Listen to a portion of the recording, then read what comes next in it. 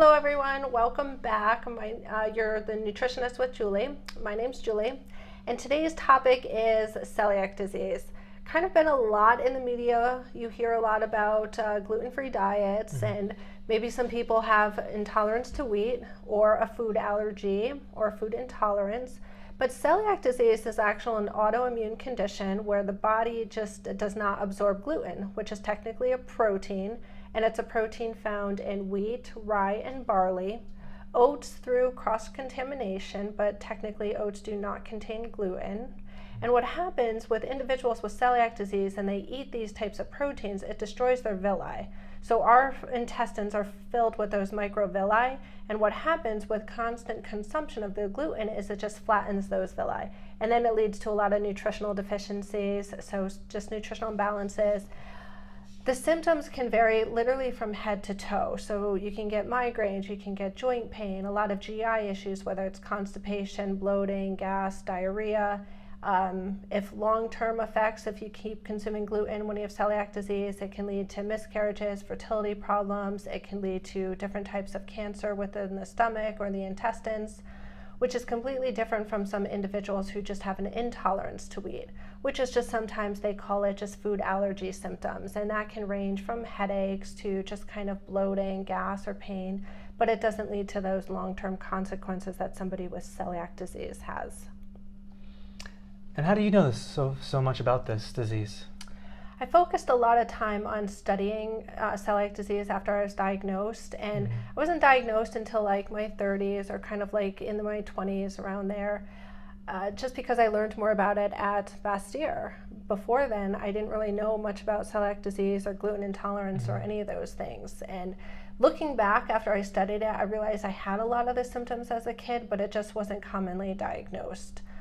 For example, let's see, kind of some vitamin, mineral deficiencies I had as a kid, even though I was eating well, wide variety of foods. I was in and out of the hospital several different times with no reason besides other than abdominal pain. And then I also had canker sores, or the sores in your mouth that you get as a kid. And even though I had braces, I even remember going to the orthodontist and getting a tour of how well they cleaned the supplies, just because my mother couldn't understand why I had so many sores in my mouth. And it turns out, as I was studying gluten and celiac disease later, that I realized that's actually a common sign in kids of celiac disease, but just wasn't well known. So that's how I just kind of, and it just, when you kind of learn that you have something, you spend a lot of time studying it. Really? So when did you become convinced, or like, this is something I probably do have? Because the gluten fad has been going on for I think a couple of years now. Right. So how did you realize that it's not a fad, you actually have this disease, and this is probably what the cause of it is? Well, first of all, just studying at Bastyr, and kind of like once you hear about it in class and you kind of start thinking, I had those symptoms and I had that as a kid. So not only just my own research, but I worked with a naturopathic doctor who was the one to diagnose celiac disease. Oh, really? Yeah. So this doctor works with it a lot, and they understand it very much. Okay.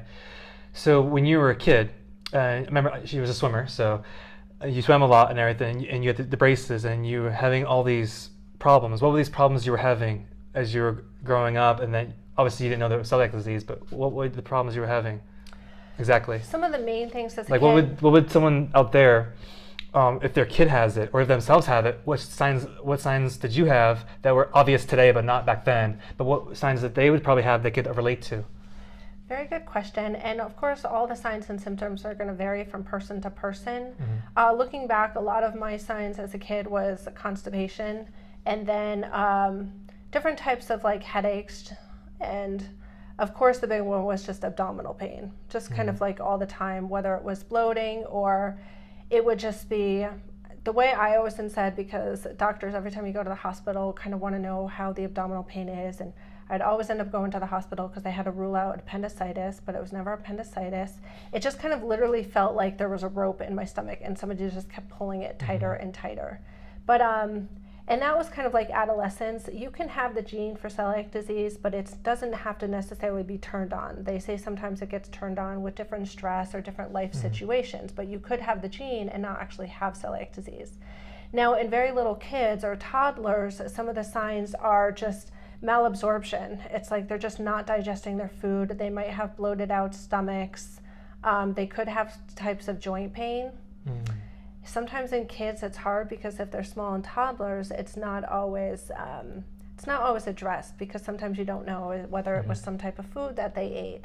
So if you know that your kid is just suffering from like different types of nutritional deficiencies, maybe sometimes they eat well, other days they're not eating at all, it could be something to just kind of look into if you've kind of figured out it's not any of the other kind of normal things like being picky eating or different food sensitivities. Well, is there like a test they could do? Like, how long? If say you had something like, I'm guessing it's if you ate bread, it'd be a bad thing, right? Right. So if you had bread right now, how long before the symptom would take effect? If they wanted to do a test like that and say, could it be this? And they gave their child or themselves some bread, like maybe just like a half a bread. Well, how long would it take before those symptoms would metastasize, and what would happen in those couple hours? And just to clarify, it's not just bread, it's bread that is made with like wheat, rye, or barley. Okay. There are some kinds of gluten-free breads out there.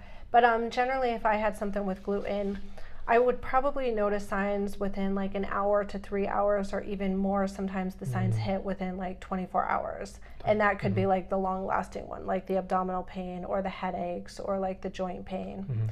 For, a kid, just because I know a few small individuals, toddler age, like 3 to 5, that have recently been diagnosed with celiac disease. And a lot of times it really is hard to pinpoint it in kids. The gold standard for a test is actually an endoscopy, where they put the little camera in and you're basically looking at the villi. And if it's flattened, then it's celiac disease.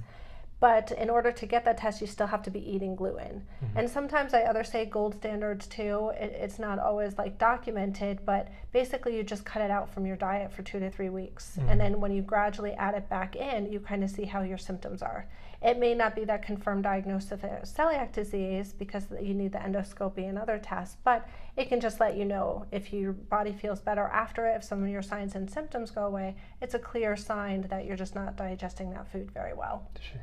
And just to clarify, you talked about it's villi or? The villi? Villi, what is that? I don't know the idea what it is, so I'm curious. So maybe they don't know what that is either. What is that? Good question. So our intestines and our small intestine, large intestines, we have these little villi. They're kind of like finger-like projections. And what happens... In the intestine? Okay. And that helps to digest and absorb our food, our vitamins and minerals. But when we're eating the gluten, when we have celiac disease, it kind of destroys them, so they become flat. So the food is just malabsorbed. It kind of just goes right through. That's where you get some of the GI symptoms like gas and bloating and diarrhea. Interesting. So does that mean, you talked about barley and wheat and everything, does that mean people out there who are beer lovers, they can't have beer if they have a gluten allergy? They do have gluten-free beer out there. They do? Yes, oh, okay. they do. So you're in luck. I was thinking about that. I'm not sure what else to add to this topic and everything, but I do just want to say, celiac disease, it's a huge topic and there's way more to it. So that's just an overview. But if you just kind of have signs and symptoms and you're not sure what they're from, it's always good to kind of just bring up the topic with your doctor, because it's being more diagnosed just because doctors are more familiar with it than when I was a kid, and it just wasn't heard of very often. So there is help for out there. The only way to manage celiac disease is just avoidance of, gluten, which, like I said, is a protein found in wheat, rye, and barley. And good luck, because it's good luck for you, is we're going to do, it's going to be her. I'll be filming her doing it. She's actually going to take you through, as these podcasts go on further, we're going to actually take you through gluten-free foods and meals, and she's going to show you step by step. We're going to go to the grocery store. We're going to actually buy it all. We're going to cook it all and show you how to eat gluten-free, so that way you can be like her. Final thing I just thought of, I've heard of some parents freaking out when their child is diagnosed with the disease, and they figure the kid can't have a life. He can't do pizza. He can't do all these different foods that, like Thanksgivings and all these holiday stuff, they can't have now. Now his kid's not going to be normal. What do you think about that? Is that a wrong assumption, or is it totally can have a normal life?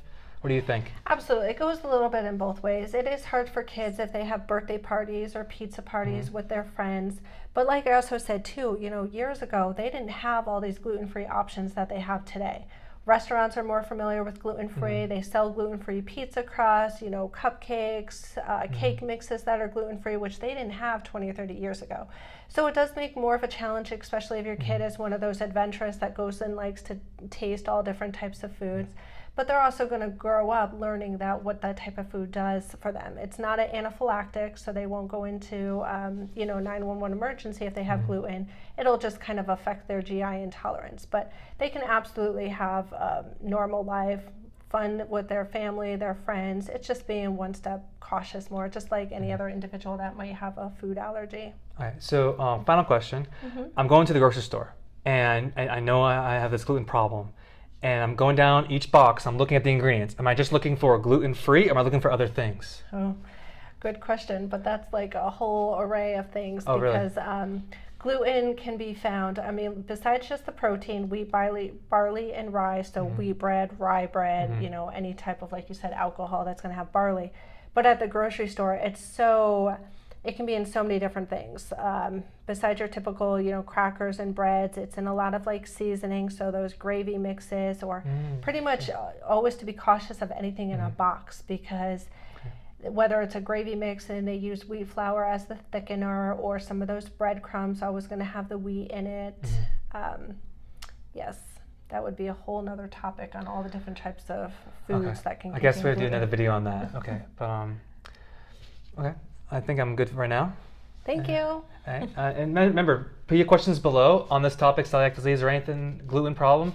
Put it below, and then whatever we didn't talk about here, we can do in a follow-up video. Sounds good. Okay. Thank you, and see you in the next one.